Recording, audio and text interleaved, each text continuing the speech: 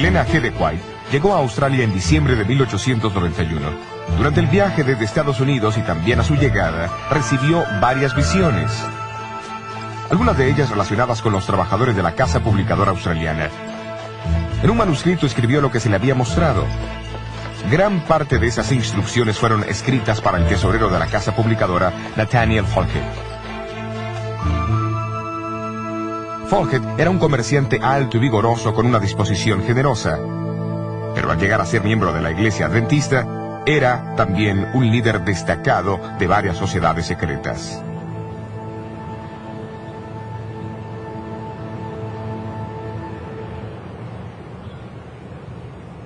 Y mientras el tiempo pasaba, se envolvía más y más en sus actividades masónicas, y menos en su trabajo para la iglesia. Algunos de sus asociados se preocuparon por su decadencia espiritual, y le urgieron que examinara la dirección en que iba. Pero Folkett rechazó firmemente tales sugerencias.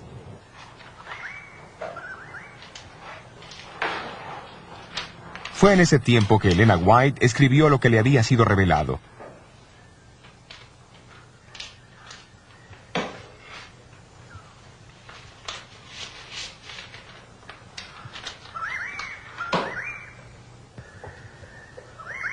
Pero cuando pensó en enviarlo por correo a Folkett, pareció una voz que le habló y la contuvo. Porque los empleados de la casa publicadora todavía no estaban listos para recibir tal mensaje. Unos 12 meses más tarde, el primer período escolar de la primera escuela adventista de Australia recién había terminado. Asistiendo a los ejercicios de clausura, se encontraba Elena G. de White. Después de la reunión, invitó a Nathaniel Folkett para que la visitara. Cuando llegó, comenzó a leerle el manuscrito.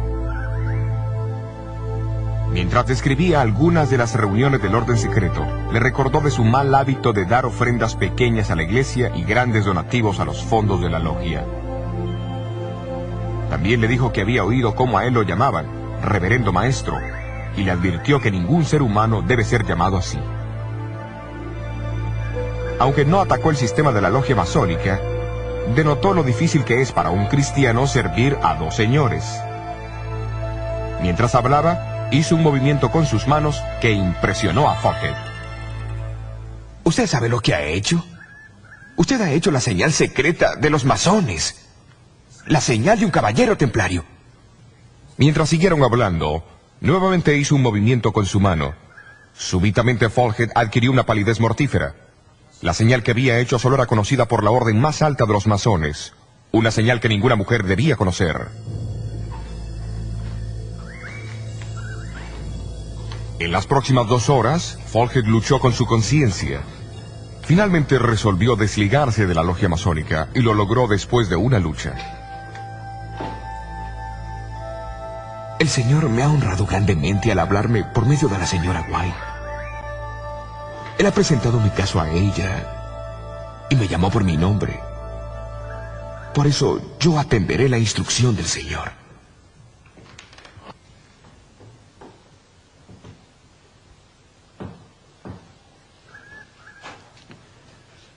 La experiencia de Elena White con Nathaniel Folkett ilustra algunos aspectos importantes de cómo el don de profecía operó en tiempos bíblicos y cómo continúa operando hoy. Primero, los profetas reciben información por los medios sobrenaturales de visiones o sueños proféticos que les permiten ver personas y experimentar eventos fuera de su límite de conocimiento.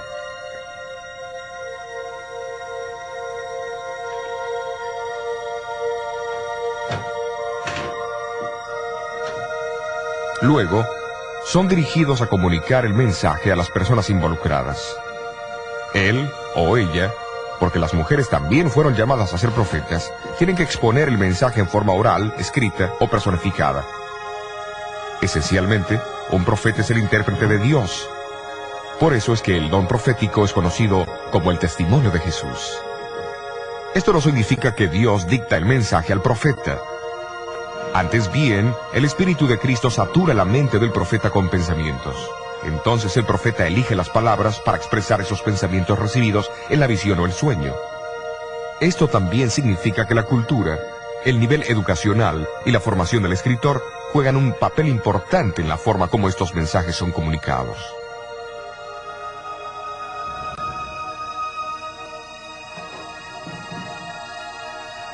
Para expresar sus pensamientos, algunos escritores de la Biblia prestaron las palabras escritas por otros autores bíblicos. Algunos, como Lucas, seleccionaron pasajes de fuentes históricas no inspiradas. Pablo usó las palabras de poetas seculares, y ambos, Judas y Juan, citaron del libro judío no bíblico de Enoch. No obstante, bajo la dirección del Espíritu Divino, el profeta es inspirado por Dios y el mensaje llega a ser la palabra de Dios. Es también obvio notar que los testimonios de algunos profetas no fueron incluidos en los libros de la Biblia. Por ejemplo, los mensajes de Natán, Gad, Azarías, Débora, Miriam, Agabús, Silas y las 4 hijas de Felipe. Pero esto no hace que sus mensajes sean insignificantes o menos inspirados. Simplemente significa que estos fueron de valor local y relativamente temporal. Los profetas también jugaron una parte destacada en la iglesia del Nuevo Testamento. De acuerdo al libro de los Hechos, ellos iniciaron el plan misionero de la iglesia. Seleccionaron al personal y dieron instrucciones de los lugares donde debían ser enviados. En 1 Corintios 14, Pablo habla de que el don profético fortalece la iglesia, trayéndole ánimo y consolación.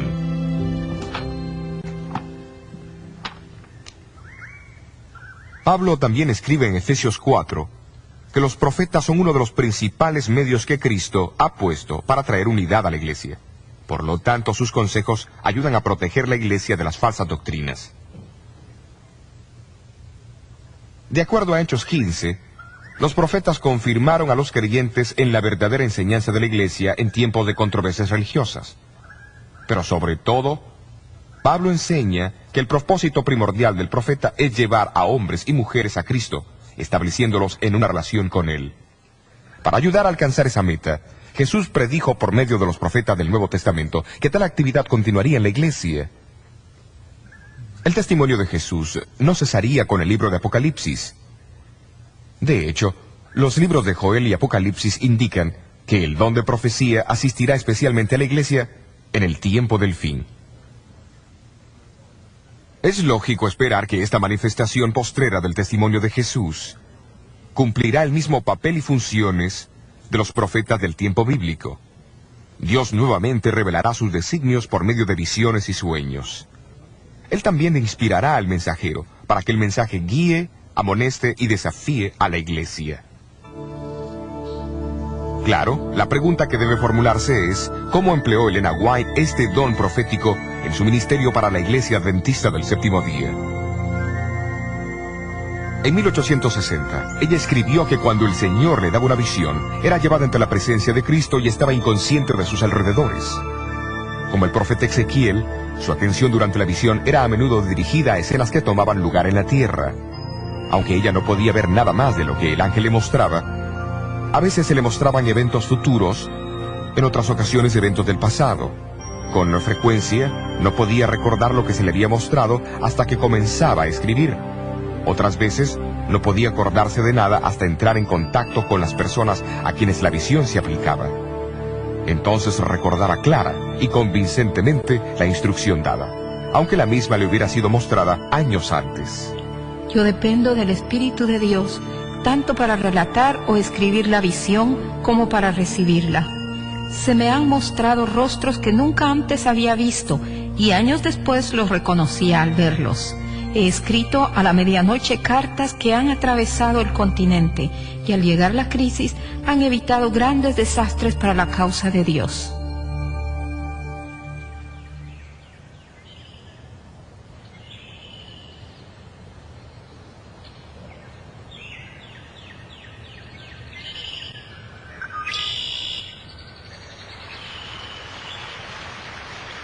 Tal vez no hubo una crisis más grande en la iglesia adventista durante los primeros 70 años de su historia que la amenaza del panteísmo. Los panteístas creen que Dios no es un gran ente personal, sino una esencia misteriosa, una influencia impersonal que impregna toda la naturaleza. Aunque Él existe en todas las cosas, en árboles, flores, aire y animales, Él es tan impersonal como la gravitación o los rayos del sol.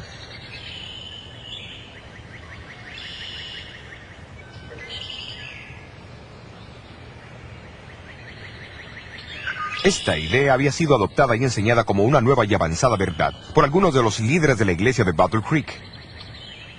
En realidad, amenazó los mismos fundamentos de la opinión bíblica de Dios.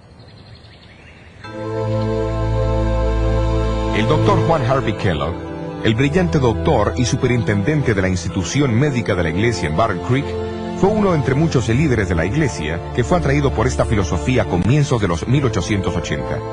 Pero no fue hasta 1897 que introdujo esta enseñanza en forma pública. En las reuniones de la Conferencia General en 1899, celebradas aquí en la iglesia del sur de Lancaster, en Massachusetts, las ideas panteístas fueron nuevamente promovidas por varios líderes de la iglesia. Elena White estaba en Australia en ese entonces, pero fue impresionada a informar a la conferencia unos cuantos testimonios. Uno llevaba el título La verdadera relación de Dios y la naturaleza. La naturaleza no es Dios y nunca lo fue. La voz de la naturaleza testifica de Dios, declarando su gloria, pero la naturaleza en sí no es Dios. Como creación de Dios, solo profesa el testimonio de su poder. Bueno, hermanos, ¿qué piensan ustedes? La ocasión cuando ocurrieron estas comunicaciones fue muy significativa. Habían sido escritas aquí en Australia casi 4 semanas antes del comienzo de la conferencia, pero llegaron justo cuando se las necesitaba. Sin embargo, eso no fue el fin del asunto. La enseñanza panteísta prontamente se extendió en el colegio de Battle Creek y en el sanatorio que estaba bajo el control del Dr. Kellogg.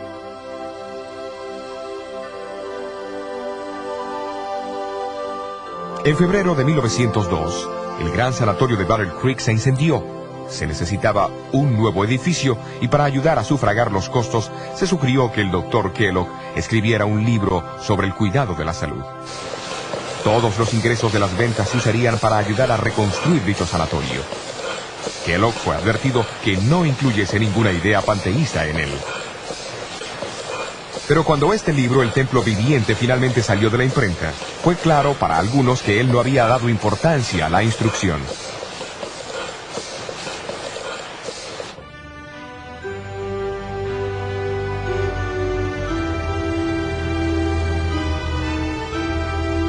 En 1903, los líderes de la iglesia planearon que el concilio anual tendría que ser en Washington, D.C.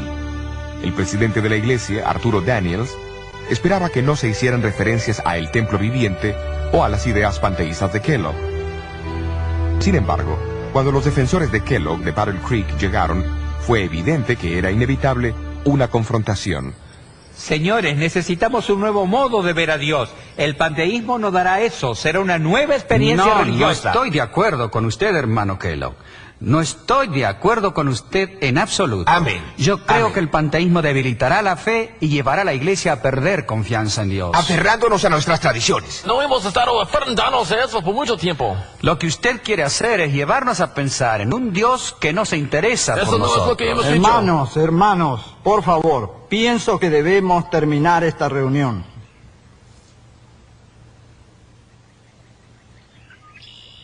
El pastor Daniels no se atrevió a pedir un voto por la tensión existente. La iglesia estaba enfrentando una crisis. ¿Pero qué hacer?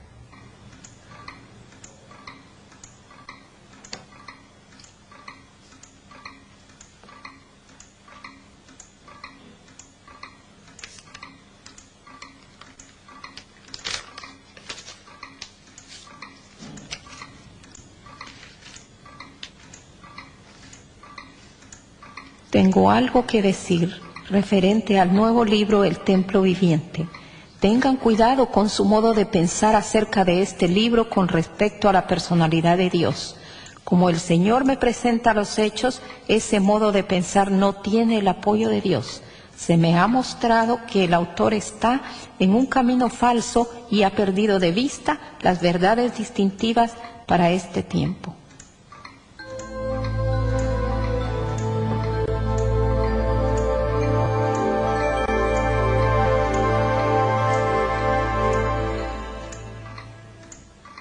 Elena White había escrito la carta desde su casa en Ells Haven, California, y la había mandado una semana antes.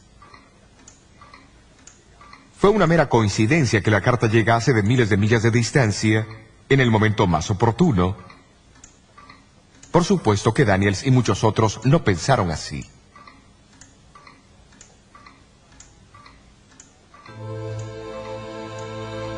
Nunca antes los mensajes de Dios fueron tan necesarios como en este momento, y nunca hubo mensajes más certeros mandados por Él a su pueblo que los que usted nos ha enviado. Usted no se puede imaginar la gran bendición que ha sido para nosotros su comunicación sobre el templo viviente.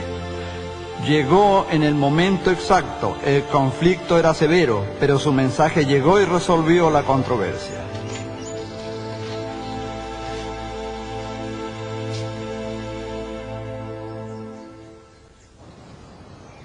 El concilio de Washington no era solo una amenaza a la organización o al liderazgo, envolvió mucho más, pues la misma comprensión del carácter y personalidad de Dios estaba en peligro.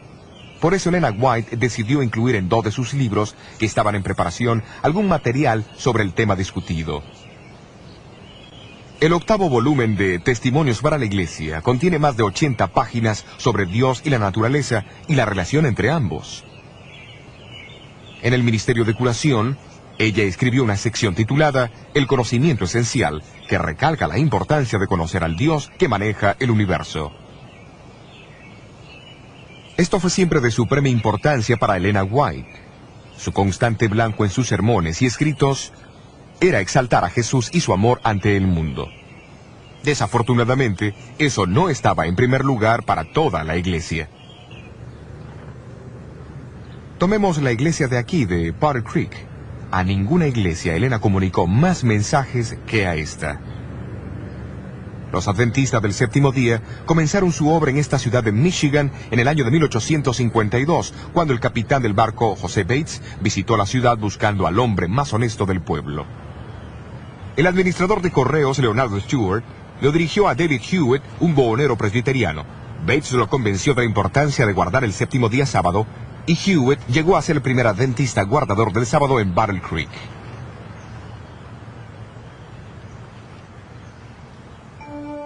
En 1855, la obra publicadora de la iglesia se mudó de Rochester, Nueva York, a Battle Creek, y luego se erigió esta pequeña estructura de madera de 2 pisos para alojar a la imprenta. Durante las décadas que siguieron, equipos a vapor reemplazaron la pequeña imprenta manual y la obra de publicación floreció. Una sucesión de pequeñas iglesias de madera se construyeron en Battle Creek, cada una más grande que la anterior, para servir a la creciente feligresía. En este segundo edificio, la joven iglesia decidió nombrarse Adventista del Séptimo Día en 1860 y se estableció su sistema de organización en 1863. En 1866, en respuesta a una visión dada a Elena White, la iglesia abrió su primer instituto de salud. El Instituto Occidental de la Reforma Pro Salud, como fue llamado, fue fundado en una antigua casa remodelada en Battle Creek. Su blanco no era solo tratar a la gente con remedios sensatos, sino también enseñar a la gente a cómo cuidarse para prevenir enfermedades. Pocos se imaginaron sus fundadores que en unas décadas recibiría reconocimiento mundial bajo su dinámico director médico, el Dr. Juan Kellogg. En 1872, la primera escuela adventista se abrió en la ciudad. Comenzó en el pequeño edificio de 2 pisos que en un principio había alojado la obra publicadora. 7 años más tarde, el famoso Tabernáculo Dime, el 4º edificio de la iglesia adventista de la ciudad, fue dedicado. Una imponente estructura de ladrillos que podía acomodar a 3.200 personas y proveía un lugar ideal para las reuniones de la Asociación General. En menos de 30 años, Battle Creek llegó a ser la meca para los miembros de la iglesia, porque la misma proveía educación, trabajo y oportunidades para el cuidado de la salud como en ninguna otra parte. Pero Elena White reconoció las señales de peligro de tan intensa centralización. Para sorpresa, durante las décadas que siguieron, sus advertencias fueron notablemente desatendidas. A fines de los años 1890, la casa publicadora Review and Herald era la más grande de todo Michigan. De fama mundial, el sanatorio en la colina tenía casi 1000 funcionarios, más de 2000 miembros de iglesia y visitantes asistían al tabernáculo Dime cada sábado.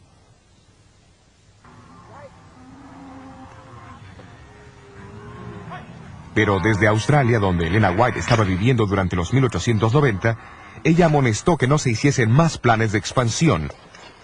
Vio la necesidad de construir pequeñas instituciones en áreas diversas. También sabía por las visiones recibidas que estaban a punto de ocurrir grandes cambios en el mundo.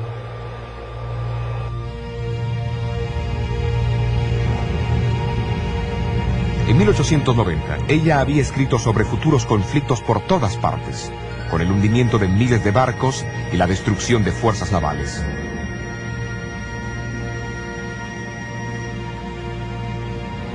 Vidas serían sacrificadas por millones, dijo. Confusión, confrontación y muerte ocurrirían inesperadamente en los mayores medios de transporte.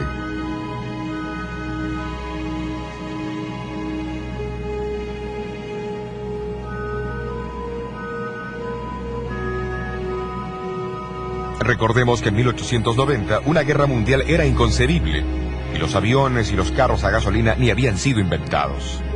Pero todas sus palabras resultaron veraces. 24 años más tarde, en la Primera Guerra Mundial, 10 millones de personas murieron y otras 40 millones en la Segunda Guerra Mundial. Y han ocurrido grandes pérdidas de vidas en los mayores medios de transporte desde entonces. Durante la sesión de la Asociación General en Battle Creek en 1901, se dieron algunos pasos para descentralizar la organización de la iglesia. Sin embargo, las advertencias de Elena White sobre el incremento de la comercialización y los sueldos injustos en la casa publicadora mayormente cayeron en oídos sordos. Pero en noviembre de 1901 fue comunicado un mensaje impactante a los miembros de la Junta de la Casa Publicadora. Ella les recordó que Dios estableció la Casa Publicadora para propagar su verdad. Pero esta meta había sido olvidada en la búsqueda de ganancias comerciales. Luego vino la advertencia. He tenido miedo de abrir la revista adventista por miedo de ver que Dios haya purificado la casa publicadora con fuego. A menos que haya una reforma, la calamidad vendrá a la casa publicadora y el mundo sabrá la razón. Y pronto lo supo.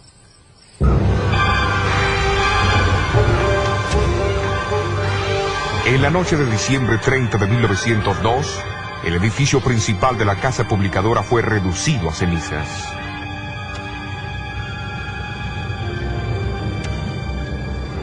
Esto ocurrió unos 10 meses después de que el famoso sanatorio de Battle Creek fuese también destruido por el fuego.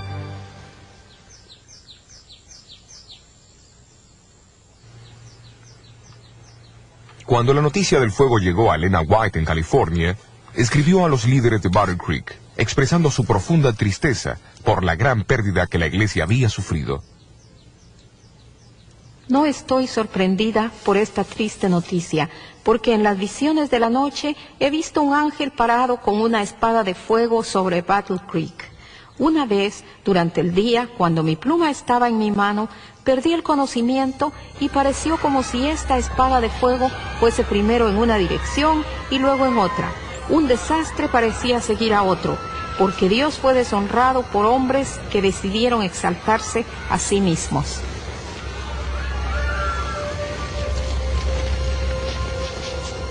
En los meses que siguieron, la iglesia tuvo la oportunidad de pensar seriamente en los incendios desastrosos y sus causas.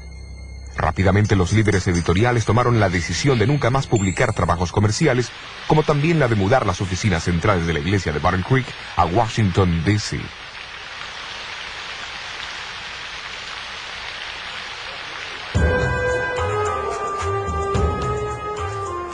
En los tiempos bíblicos, el profeta, siendo el intérprete de Dios, a menudo hablaba claro y señalaba mensajes de advertencia al pueblo de Dios, llamándolo a arrepentirse. Tales mensajes fueron populares porque casi siempre atacaban el egoísmo, el orgullo y el amor al poder. En Apocalipsis 3, Jesús escribió a una de sus iglesias: «Yo reprendo y castigo a todos los que amo». Dios es el mismo hoy día.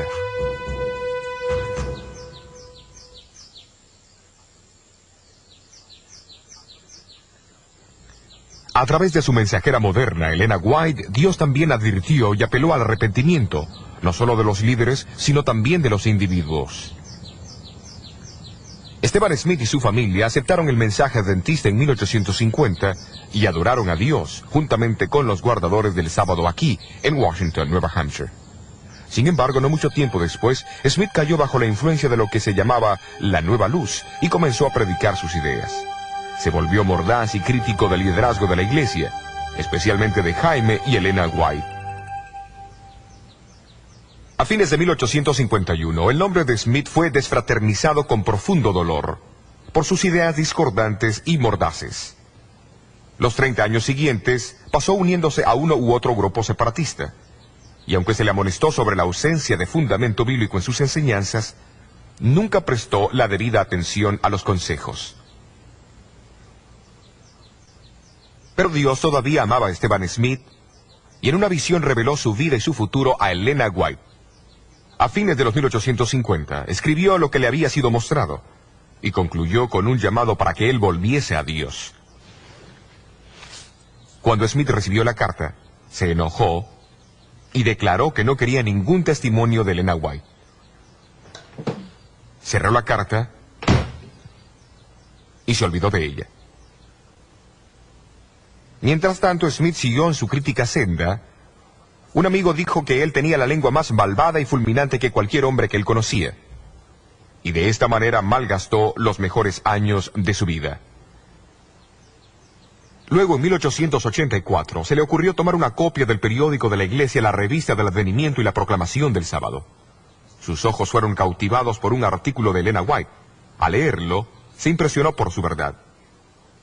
En las semanas que siguieron, continuó leyendo la revista, y su familia y sus amigos notaron un cambio gradual en sus actitudes mordaces y desagradables hacia la iglesia y sus líderes.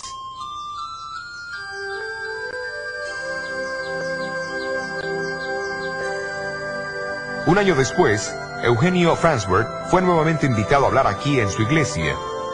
Su viejo amigo Esteban Smith, ahora con 78 años de edad, resolvió asistir a la reunión del sábado por la mañana, cuando Farnsworth predicó desde este púlpito sobre el surgimiento del movimiento adventista en la profecía bíblica. Las palabras positivas y confiadas de Farnsworth afectaron a Smith profundamente.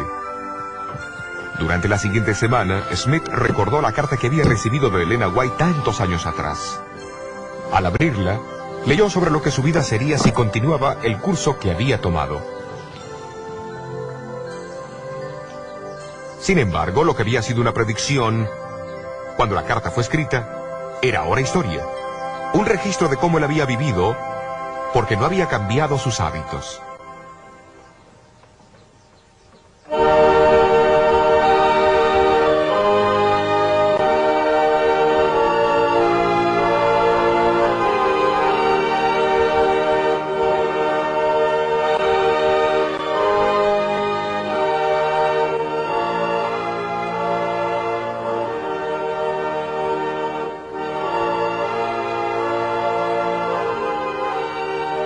El próximo sábado, Smith volvió a la iglesia de Washington.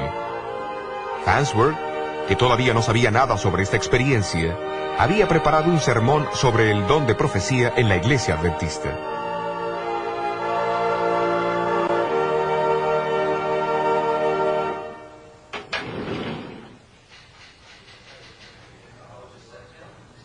Esta carta fue escrita por Eugenio Farnsworth a Elena White el 15 de julio de 1885, poco tiempo después de predicar su sermón en la iglesia de Washington.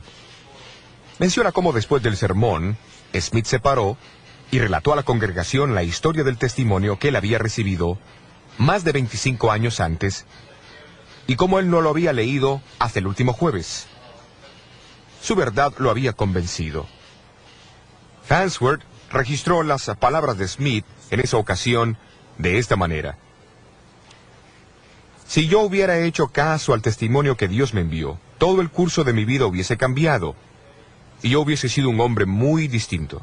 Cualquier hombre honesto debe decir que los testimonios siempre conducen a un hombre, hacia Dios y hacia la Biblia. Palabras muy definidas de uno de sus peores críticos. En vista del obvio impacto sobre los individuos y la Iglesia a través de los años, muchos se han preguntado cómo los escritos inspirados de Elena White se relacionan con la Biblia en este mundo contemporáneo. Por ser más recientes, se reemplazan a las Escrituras. ¿Le son de alguna manera una añadidura? Tal vez Elena White misma tiene la última palabra sobre el asunto. Si hubieseis hecho de la palabra de Dios vuestro estudio, no necesitaríais estos escritos. Es porque habéis dejado de instruiros con el libro inspirado de Dios que Él ha buscado alcanzaros con testimonios simples, directos. No intentan dar nueva luz, sino impresionar vívidamente el corazón con las verdades de inspiración ya reveladas. Porque se ha dado poca atención a la Biblia, el Señor ha dado una luz menor para guiar a hombres y mujeres hacia la luz mayor.